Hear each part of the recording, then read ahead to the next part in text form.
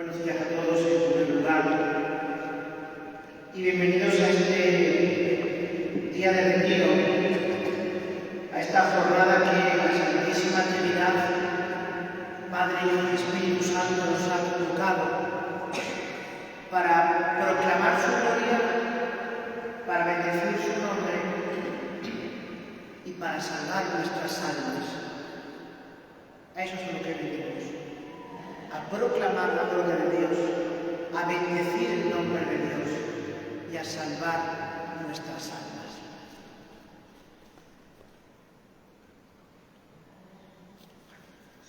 El lema de este año de retiro que nos ofrece es nacidos de mi espíritu para sanar el mundo. Hoy vamos a hablar de la primera parte.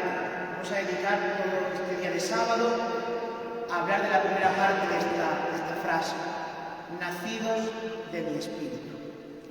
Esta primera enseñanza la he titulado, ya veis que yo soy un docente clásico, la he titulado Pecado y Gracia, porque de aquí hay que partir, de reconocer nuestra naturaleza dañada por el pecado original, y de reconocer la obra de Dios en nosotros. Me voy a guiar dando vueltas de cómo organizar las enseñanzas, las meditaciones. Un día me di cuenta de que el mejor itinerario nos lo ofrecían las 4 lecturas de la vigilia de Pentecostés. La vigilia de Pentecostés tiene 4 lecturas con sus salmos y sus oraciones. Entonces vamos a guiarnos, vamos a caminar por la Sagrada Escritura, vamos a pasear por la Sagrada Escritura de la mano del Espíritu Santo para ver nuestra pequeñez y debilidad y el poder y la grandeza de Dios cuando dejamos que actúe en nosotros. El primer texto es el libro del Génesis, la Torre de Babel. Dice, toda la tierra hablaba la misma lengua con las mismas palabras. Al emigrar el hombre de Oriente, encontraron una llanura en el país de Senaar y se establecieron allí.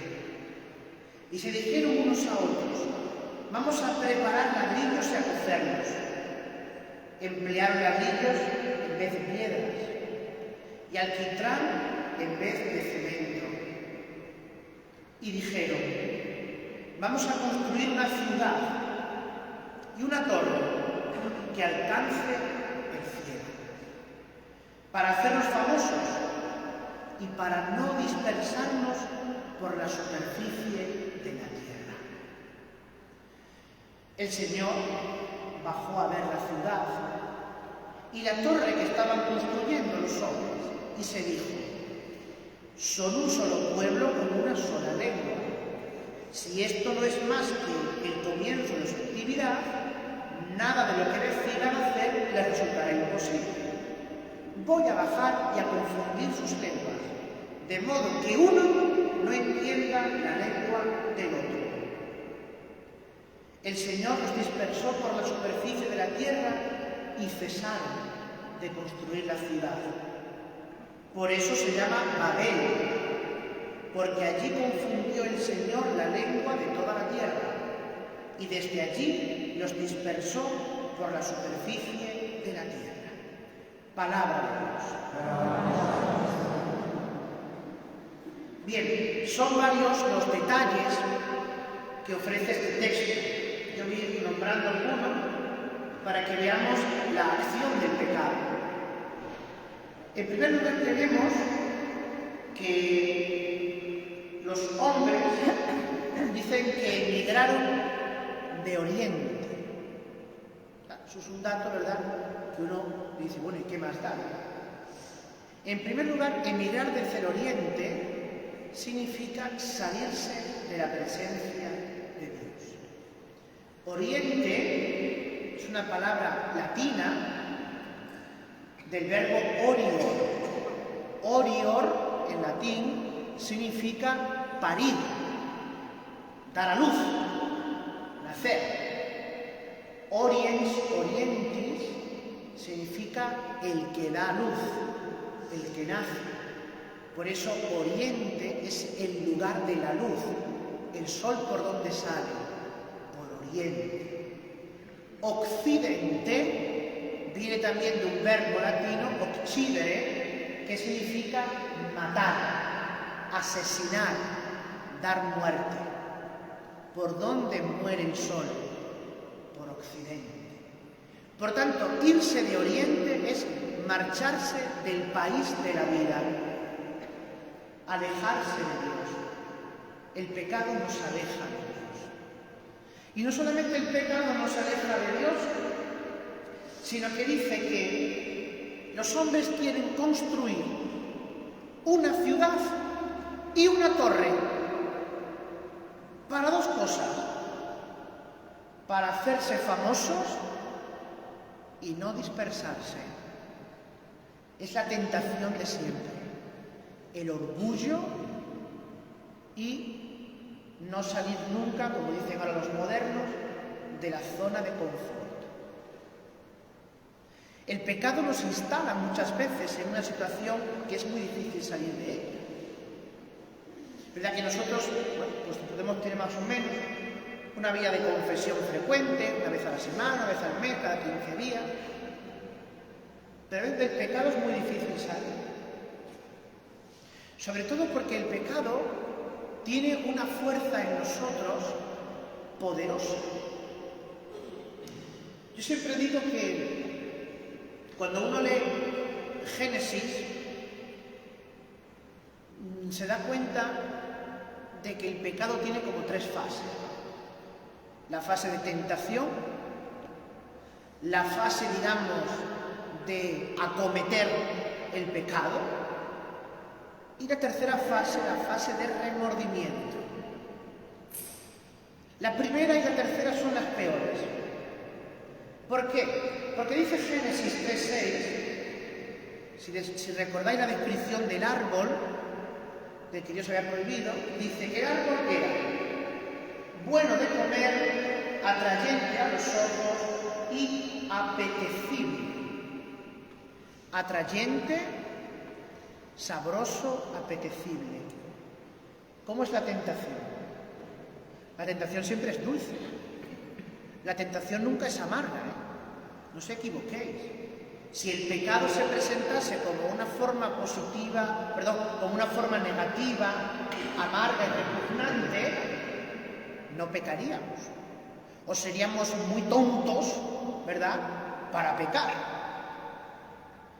Pero el diablo sabe, porque el diablo tiene su estrategia, el diablo sabe que tú no eres tonto y que solamente vas a elegir lo que te entre por los ojos. Es como cuando tienes mucha hambre y te vas a comprar, yo que sé, al Mercadona o al Eroski, te vas a comprar a mediodía. Al final no compras lo que necesitas, compras ya por el hambre que tienes. Un sitio, a otro. O vas a un restaurante y ya tienes hambre y empiezas a pedir, no te das cuenta que has pedido mucha comida. Es decir, las cosas tienen que entrar por los ojos. El pecado tiene que entrarte por los ojos. Y eso es la estrategia que Satanás tiene. Por eso te lo va a vender siempre bonito. No pasa nada. No es malo. ¿Qué mal vas a hacer? Es tu opción. Dios es bueno, lo va a entender, Él te respetará. Acordad de las tentaciones de Jesús, ¿verdad? ¿Tienes hambre? Primera tentación. ¿Tienes hambre? Pues haz una cosa buena. Mira, ¿tú qué puedes? Coge estas piedras, conviértelas en pan. Oye, ¿qué tiene de malo eso? Nada, ¿verdad? Oye, llevas 40 días y 40 noches sin comer ni beber. Dios lo va a entender. Segunda tentación. Mira, tú quieres redimir al mundo, pero sabes que el mundo no te va a hacer ni puñetero caso. Pero el mundo es mío, porque yo, Satanás, soy el príncipe de este mundo. Entonces, te propongo una cosa, mira, fácil. Yo te lo doy todo, yo no lo quiero para nada, soy el demonio, puedo hacer lo que me dé la gana, necesito todo esto. Yo te lo doy, pero tienes que reconocer que yo soy el mejor. No pasa nada, tú vas a seguir siendo Dios y todo lo que tú quieras que seas. Pero chico, el premio a cambio es fácil, ¿no? En fin, no vas a ir a la cruz, que eso es una estupidez, pero vas a tener todo en tu mano. O la última tentación. Mira, en la Biblia pone que si tú te tiras, Dios te va a recoger. Porque el Salmo 90 dice, no permitirá que tu pie tropiece con la piedra. Entonces, si tu Dios dice que te va a recoger, no tengas miedo, ¿no? Tírate. Bueno, os lo he puesto así para que veáis cómo la tentación siempre te la van a presentar como es tu libertad. ¿Qué acaso no puedes amar a quien te dé la gana? Si no haces daño a nadie. ¿Cuántas veces escuchamos esto, verdad? Mientras no hagan daño a nadie, pero haces daño a tu alma. Y eso sí que es peligroso. La segunda parte del pecado, la segunda fase, esa tiene poca explicación, ¿no? Porque esa es cuando cometemos el pecado, cuando hemos dicho, sí, venga. Y entonces ahí disfrutamos. Sí, el hombre, lo tengo que decir así, el hombre disfruta pecando. Porque siente placer. Porque digamos que la lucha con la tentación ha acabado y ya descansa. Tu conciencia, tu pensamiento, tu voluntad descansa. Y entonces ahí nos preocupamos de muy poco. Eva comió de la manzana, se la da a Adán, Adán come, tan contentos, ¿verdad? Y vamos a la tercera fase del pecado, que me parece que es la peor, la más mortífera, es la parte de la acusación, del remordimiento, de la desesperanza. ¿Qué le pasa a Adán y Eva después de que muerden el fruto prohibido? Se esconden de Dios. Se esconden de Dios. Dice que se dan cuenta de que estaban desnudos y les da vergüenza. Después del pecado viene el remordimiento. Viene el querer esconderse de Dios. ¿Por qué? Porque ahí es donde Satanás se crece. Donde Satanás se ríe. Donde Satanás le dice a Dios, ¿has visto? ¿Has visto este carismático? ¿Ha visto que era alabanza, verdad? Uy, lo que levanta la mano, la voz encantada. ¿Pero has visto lo que ha hecho? ¿Te das cuenta? Ese es el que quieres tú. Ese es el que tanto te habla, que tanto te alaba. Fijaos que lo dice el Apocalipsis 12:7. Le llama al demonio, le llama el acusador de nuestros hermanos, el que acusa ante Dios noche y día. ¿Por qué? Porque el demonio es esto. Tú lo has hecho. Ha sido este. El demonio acusa con el dedo.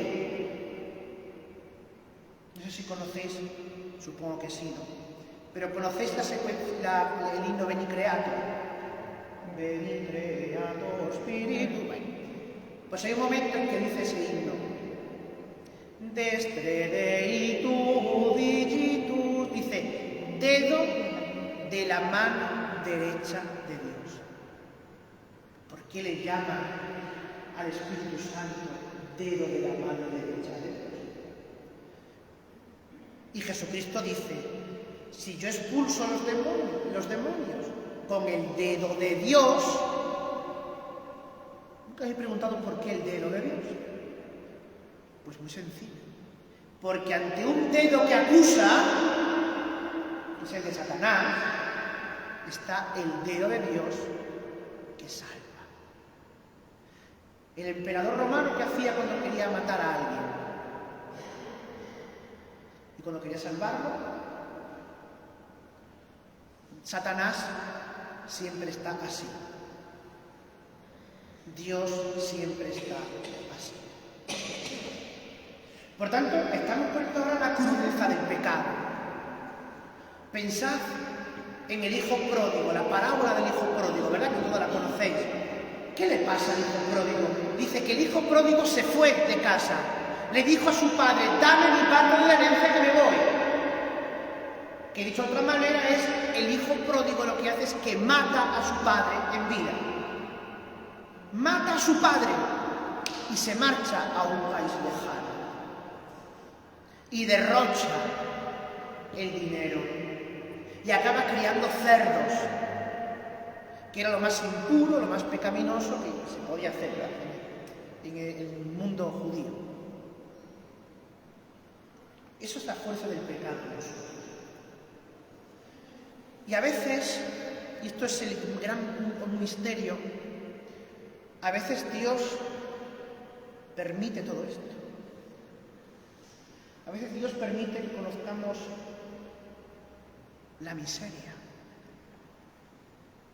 el fondo. A veces Dios permite que te caigas, porque si no, no aprendes. Por eso Dios, cuando ve a aquellos hombres, dice que bajó a ver lo que estaban haciendo. ¿Qué hizo Dios después del pecado de Adán y Eva? Bajó a ver a Adán y Eva, porque se iba a pasear con ellos. Precioso como lo dice el Génesis. Dice que se paseaba con Adán y Eva a la hora de la tarde, a la brisa de la tarde. Y aquel día estaba Dios esperando a Adán y Eva, no llegan a la cita, he quedado con ellos. Se lo diría al arcángel que estaría al lado, oye, que a Miguel, que he quedado con estos, que no vienen. Y dice Dios, Adán, ¿dónde estás? Y eso es lo que Dios te pregunta a ti, cuando estás en pecado, cuando estás alejado de Él. ¿Dónde estás? Los que tenéis hijos. ¿Cuántas veces el hijo tarda en llegar a casa, verdad? Y le llamas por teléfono, ¿dónde estás? O como decimos en Extremadura, ¿dónde andas? ¿Dónde andas? Esta es la pregunta que Dios hace cuando el hijo tarda en volver. ¿Dónde estás? Y empiezan las excusas. Bueno, es que, ya verás, es que mira, estábamos desnudos y entonces, claro, hicimos una ropa y tal. Y dice Dios, ¿y a ti quién te dijo que estabas desnudo? No, es que, bueno, a ver, la serpiente me dio y yo le di a Adán, y entonces Adán dijo, no, yo la mujer la que me dio, y Eva no, pues fue la serpiente.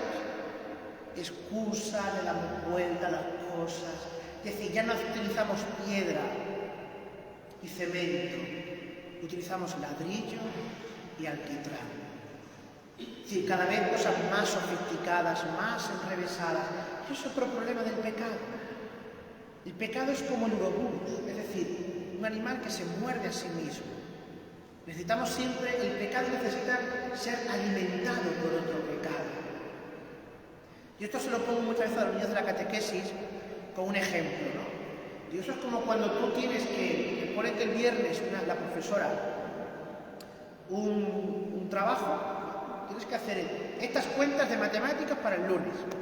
Pero tú el lunes llegas y no las tienes hechas, porque te has pasado el fin de semana jugando, te has pasado el fin de semana con los amigos y no las tienes hechas. Entonces llega el lunes y empiezan las excusas. A ver, fulanito, corrige estas cuentas.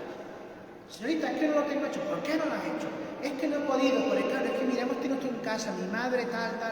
Empieza a inventarte una mentira. La profesora llama a tu madre. Oiga, que su hijo no trae las cuentas hechas. ¿Cómo que mi hijo? Pues si no me ha dicho nada. Es que me ha dicho que ustedes han tenido este problema en casa. Eso no es verdad. Y cuando llega el niño a casa, ¿qué ocurre? Que le ha hecho una bronca a la madre. ¿Por qué? Porque el pecado necesita alimentarse. Porque el pecado también es algo que que nos da remordimiento, pero nos da mucha vergüenza. O sea, el pecado una vez cometido, antes no, pero después de cometido, el pecado es algo vergonzante. Porque al final te obliga a reconocer algo malo. Te obliga a reconocer que no eres perfecto. Te obliga a reconocer que eres débil. Te obliga a reconocer que te pensabas que te ibas a comer el mundo porque eres el superhombre, la supermujer. Y al final, en lo más tonto, has metido la pata. Y son cada vez más sofisticadas todas estas cosas. Y lo peor del pecado, cuando es un pecado mortal, es que acabas muerto. Muerto. Porque el pecado mata. Pues se llama pecado mortal. Porque el pecado mata. Mata el alma. Mata la unión con Dios. Mata toda esperanza. A veces el demonio es capaz de atrapar de tal manera a la gente por el pecado que no le deja ver ningún tipo de luz, ningún tipo de esperanza de salvación. Hace poco, en Aciprensa y en Infocatólica y en Dirección y Libertad, ahora me he hecho muy famoso. Les hablo con un famoso, claro. Porque ha sido, ya fuera de broma, ha sido publicado un artículo de una entrevista que me hicieron, ¿no? Y yo la verdad es que digo, no sé por qué tanto revuelo y tanta fama o tanta publicidad de algo tan obvio. Me preguntan, ¿una persona poseída, o qué es más peligroso, el pecado mortal o una posesión del diablo? Digo, es más peligroso el pecado mortal. ¿Por qué? Porque una persona poseída, si vive en gracia de Dios, sacramentos, oración, tal, y muere por un cáncer, muere por un infarto, muere por la razón que sea, va al cielo. Va al cielo. Pero una persona que está sana y que vive en pecado mortal, se condena y va al infierno. A Satanás, al diablo, no le interesa la acción sobrenatural en nosotros. No le interesa. A Satanás le interesa la acción ordinaria, la tentación de cada día. Dejarte en el pecado venial. Claro, uno dice, bueno, el pecado venial, eso no pasa nada. Eso con un poquito de agua bendita se perdona, ¿verdad? Yo voy a poner un ejemplo. Uno ve esta basílica, esta iglesia tan bonita de este seminario, y se da cuenta del blanco que tiene, ¿verdad? Y dice, qué bonito todo el blanco, me gusta mucho el blanco. Pero estoy segura que si yo cogiera un poquito de barro, y lo tirase contra esa pared, el blanco seguiría siendo mucho, ¿verdad? El blanco. Pero estaría manchado. El pecado venial es eso, el pecado venial te mancha un poquito. No pasa nada. Esto con agua bendita se perdona. Pero un pecado venial, y otro pecado venial, y otro pecado venial, y otro pecado venial, y otro pecado venial, llega un momento en que te cauteriza la conciencia y no eres capaz de salir de una espiral de pecado. Por tanto, el pecado, repito, el pecado mata. El pecado puede dañar el alma, puede matarla, puede apartarnos de Dios. Y esto lleva ya, entramos ahora en la segunda parte de esta primera enseñanza, y es la gracia. Dice el libro del profeta Ezequiel, dice, en aquellos días la mano del Señor se posó sobre mí, y con su espíritu el Señor me sacó y me colocó en medio de un valle, todo lleno de huesos. Me hizo dar vueltas y vueltas en torno a ellos. Eran innumerables sobre la superficie del valle y estaban completamente secos. Me preguntó, hijo de Adán, ¿podrán revivir esos huesos? Yo respondí, Señor, tú lo sabes. Él me dijo, pronuncia un oráculo sobre estos huesos y diles, huesos secos, escuchad la palabra del Señor. Así dice el Señor a estos huesos, yo mismo traeré sobre vosotros espíritu y viviréis. Pondré sobre vosotros tendones, haré crecer sobre vosotros carne, extenderé sobre vosotros piel, os infundiré espíritu y viviréis, y sabréis que yo soy el Señor. Y profeticé, como me dijo el Señor, como me había ordenado. Y a la voz de mi oráculo hubo un estrépito, y los huesos se juntaron, hueso con hueso. Me fijé en ellos, tenían encima tendones, la carne verde filo, y la piel los cubría, pero no tenían espíritu. Entonces me dijo, conjura al espíritu, conjura, hijo de Adán, y di al espíritu, así dice el Señor, de los cuatro vientos ven espíritu y sopla sobre estos muertos para que vivan. Yo profeticé como me había ordenado, vino sobre ellos el espíritu y revivieron y se pusieron en pie. Era una multitud innumerable y me dijo, hijo de Adán, estos huesos son la entera casa de Israel que dice, nuestros huesos están secos, nuestra esperanza ha perecido, estamos destrozados. Por eso profetiza y diles, así dice el Señor, yo mismo abriré vuestros sepulcros y os haré salir de vuestros sepulcros, pueblo mío, y os traeré a la tierra de Israel. Y cuando abra vuestro sepulcro y os saque de vuestro sepulcro, pueblo mío, sabréis que yo soy el Señor. Os infundiré mi espíritu y viviréis. Os colocaré en vuestra tierra y sabréis que yo, el Señor, lo digo y lo hago. Oráculo del Señor. Palabra de Dios. ¿Veis? Un valle de muertos, de huesos secos. Así quedamos nosotros por la acción del pecado. Pero, dice el profeta, me hizo dar vueltas y vueltas en torno a ellos.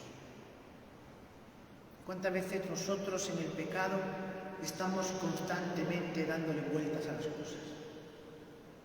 ¿Cuántas veces nosotros caemos en la obsesión de las cosas, verdad? Y vueltas, y llegamos a la misma conclusión, que no hay salida, que estamos a veces abocados a la muerte, a la tristeza, que Dios está lejos, que Dios se ha desentendido de nosotros, que ya no hay nada que hacer. Entonces Dios, como el profeta, nos lanza un reto. Hijo de Adán, ¿podrán revivir aquel niño, aquel chico que se había marchado, que había derrochado su dinero, que estaba criando cerdos y que se comía las algarrobas de los cerdos, la comida de los cerdos? Estaba en esa situación, dándole vueltas. Me marcharé, le diré a mi padre, Padre, he pecado contra el cielo, contra ti, no merezco llamarme hijo tuyo, trátame como uno de tus criados y con lo que me des te devolveré todo lo que tú... No, imagina, dice que fue un país lejano, o sea que también la vuelta fue muy lejana. ¿Y os dais cuenta ese aquel muchacho? Esto no lo cuenta el evangelista, pero podemos imaginar, ahora tenemos imaginación. Imaginaos a ese muchacho cruzando aquellos montes, aquellas sierras, aquellos valles, aquellos pueblos, todo el rato, ese camino que duraría días y días, todo el rato, Padre, he pecado contra el cielo y contra ti, no merezco llamarme hijo tuyo, trátame como uno de tus criados y te pagaré todo lo que te he robado. Padre, perdóname porque he pecado contra el cielo y contra ti. Esa fue su cantinela, su cantinela, su cantinela. El discurso perfecto. La excusa perfecta. Te voy a pedir perdón, pero no te voy a reconocer como padre. Me da vergüenza. ahora te voy a reconocer como amo, ¿verdad? Como jefe, como patrón. Eso se da siempre vueltas y vueltas y vueltas a las cosas. No, ya no puede ser. Creo que tengo que volver porque, verdad que me han dicho en la catequesis cuando era niño que Dios que me ama, tal, la iglesia me perdona, a veces el cura tal. Voy a intentarlo, voy a darle vueltas a esto. Y sin embargo, ante esa desesperanza, dice Dios: profeta, conjura al Espíritu. Y el Espíritu va a ser el que te va a devolver la vida. Aquel hijo pródigo, cuando volvió a su casa, con su discurso perfecto, ¿verdad? Con su excusa sofisticada, con su nueva forma de situarse en casa, como un criado más, ¿con qué se encontró? Se encontró con un padre que no le dejó ni hablar. Un padre que dice que lo vio de lejos. Vamos a imaginar, ese padre se asomaba todas las mañanas a la ventana de su casa para ver si venía. ¿Dónde estás, hijo mío? Pues imagináis ese padre asomado a la ventana de casa diciendo, sin ver nada, un día y otro: ¿dónde estás, hijo mío? ¿Por qué no vuelves? Te echo de menos. La casa no es lo mismo sin ti. Hay un sitio vacío en nuestra mesa. Y al día siguiente el padre se pone otra vez en la ventana. ¿Dónde estás, hijo mío? ¿Por qué no vuelves a casa? La casa no es lo mismo sin ti. Hay un puesto vacío en la mesa. Y el día que ese padre se asoma a esa ventana y no ve venir, ese padre anciano, dice, tiraría el bastón por lo que tuviera, y se le echó al cuello. Dice el evangelista Lucas, se le echó al cuello y se lo comió a besos. Y el otro padre, que he pecado con él, que me importa muy poco. Y le dijo al otro acabó con su discurso, no, padre, que he pecado contra el cielo, contra ti. Y el otro comiéndoselo a besos, abrazándole. Venga, matámoselo, trae la sandalia, el anillo, la túnica, porque este hijo mío estaba muerto y ya está vivo. Le hemos perdido, le hemos encontrado, y venga, vamos a hacer una fiesta. Y ni siquiera se había dado cuenta de que el otro hijo estaba en el campo trabajando. Y eso es Dios. Esa es la acción de la gracia. Esa es la acción del Espíritu que en el sacramento de la penitencia se conjura sobre nosotros.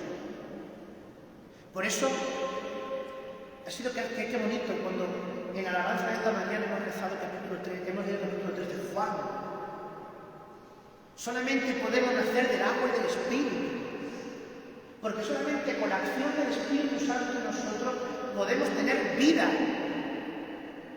Puede ser que nuestra alma muerta por el pecado vuelva a la vida. Eso es la teología del bautismo.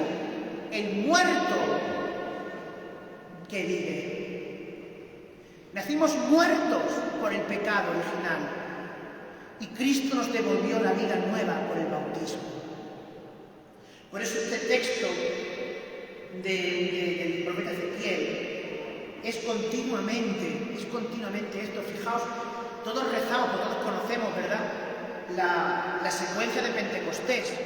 Ven, Espíritu Divino, manda, tú desde el cielo, Padre amoroso del pobre, etc. Pero fijaos lo que tiene un momento en que dice: mira el poder del pecado. ¿Cómo sigue? Cuando no envía. Mira el vacío del hombre, si tú le faltas, riega la tierra en sequía, sana el corazón enfermo, lava las manchas, infunde valor, vida y bien, toma el espíritu, domino, guía. Eso es la profecía de Ezequiel. Aquel valle de huesos secos que termina diciendo la Escritura que era la casa de Israel, es un hombre vacío por dentro, lleno de pecado, pero que al soplo del Espíritu, al soplo de la gracia, se levanta de sus cenizas como el ave fénix y vuelve a la casa del Padre. ¿Qué le dijo el Señor a los apóstoles la mañana de Pascua? Cuando les da el Espíritu Santo, dice, sopla sobre ellos, y dice, recibid el Espíritu Santo. ¿Para qué? Para el perdón de los pecados. ¿Qué dice Jesucristo en la cruz? Cuando están clavando, la primera palabra de Jesucristo en la cruz es, Padre, perdónalos, porque no saben lo que hacen. ¿Cómo termina la muerte del Señor? Entregando su Espíritu. Es decir, Jesucristo nos da 3 veces el Espíritu Santo. Una en la cruz. En la cruz Jesús, ¿qué hace? Dando un fuerte grito, entregó el Espíritu.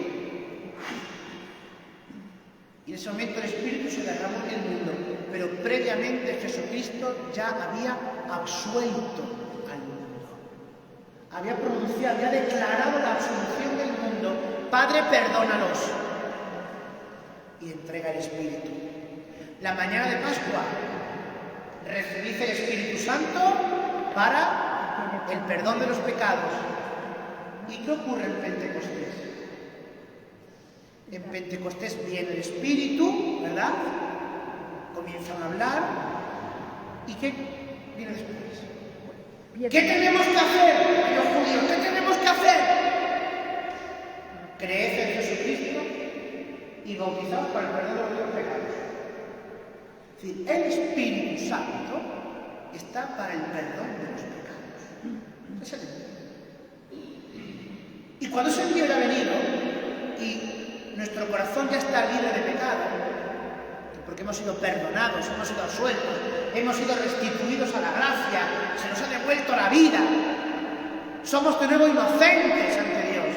Entonces es un corazón agradecido, es un corazón que alaba a Dios, es un corazón que proclama el poder y la gloria del resucitado sobre nosotros, es un corazón de Pascua. Pero tenemos que caminar por todo esto. Tenemos que conjurar al Espíritu Santo. Tenemos que pedir que nos dé claridad de mente, que sane las heridas, que vuelva a encender su luz en nuestros corazones dañados.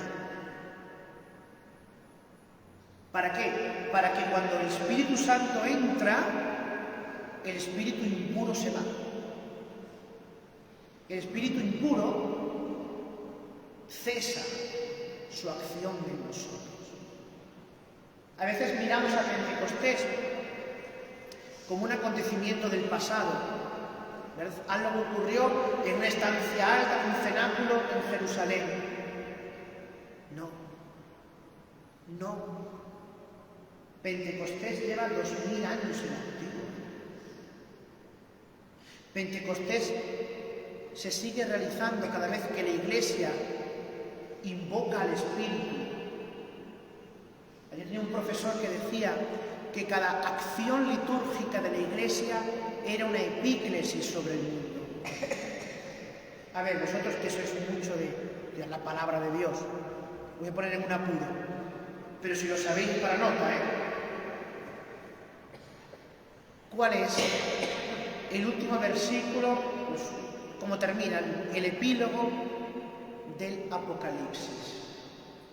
¿Cómo termina el libro del Apocalipsis? Muy bien. El Espíritu y la esposa dicen, ven. ¿Quién es el Espíritu? Paráclito. ¿Quién es la esposa? Nosotros. La Iglesia, cada vez que celebra la misa, que celebra los sacramentos, está haciendo epíclesis y está diciendo, ven, ven. Vamos a decir ahora en la misa, ven, Señor Jesús. ¿Cuál era la gran aclamación de los cristianos antiguos cuando estaban siendo perseguidos, cuando se reunían para orar? Pero decimos en Adviento, Maranatá, Maránata. Maránata significa ven, Señor. Ven, Señor. Esa es la acción. Porque muy bien dice que el espíritu y la esposa dicen ven. Sigue diciendo la Escritura. Quien lo oiga, diga ven. Quien lo oiga. Pero ¿cómo van a oír si la iglesia enmudece? ¿Quién va a oír ese ven si nosotros no lo proclamamos? Si el nombre de Jesucristo Nazareno se esfuma de nuestros labios. Quien lo oiga, diga, ven. Y termina el Apocalipsis diciendo, sí, yo vengo pronto, ven que la gracia del Señor esté con todos vosotros. Así termina el Apocalipsis. Sí, yo vengo pronto. ¿Cómo termina el Evangelio de San Mateo? La última frase del Evangelio de San Mateo. Pues estáis hartos de oírla, ¿eh? Venga, me la voy a decir en latín. Ero vobiscum usque finem seculi. En español. Y yo estaré con vosotros hasta el fin del mundo. Así termina el Evangelio de Mateo. Y el Señor se va al cielo. Pero ¿por qué nos dice, yo estaré con vosotros todos los días hasta el fin del mundo? Porque Él sigue en su iglesia por la acción del Espíritu Santo. Porque Él sabe, y lo dice Él en el Evangelio de Juan, que en el mundo tendréis muchas luchas, pero yo he vencido al mundo. Él sabe de la acción del mal contra nosotros y por eso nos dejó la última petición del Padre nuestro: sed líbranos a malo, apo tu ponerú. Líbranos del maligno, líbranos del mal. Él sabe que tendremos un mundo hostil. Por eso nos dijo, yo os envío como ovejas en medio de lobos. Él sabe que nosotros a veces podemos andar un poquillo despistados, no tiene la cosa clara, pero Él dijo, yo os daré pastores.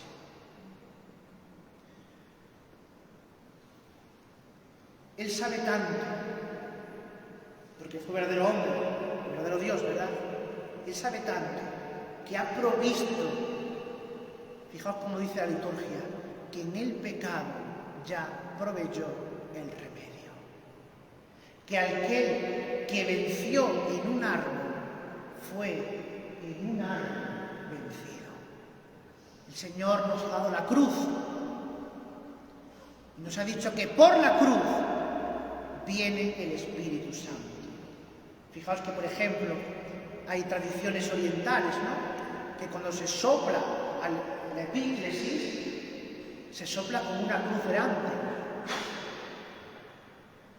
para visualmente ver esto. ¿Te das cuenta? Cuando se consagra el pan y el vino en la misa, se pone las manos invocando el Espíritu, pero el sacerdote traza el signo de la cruz sobre el pan y el vino.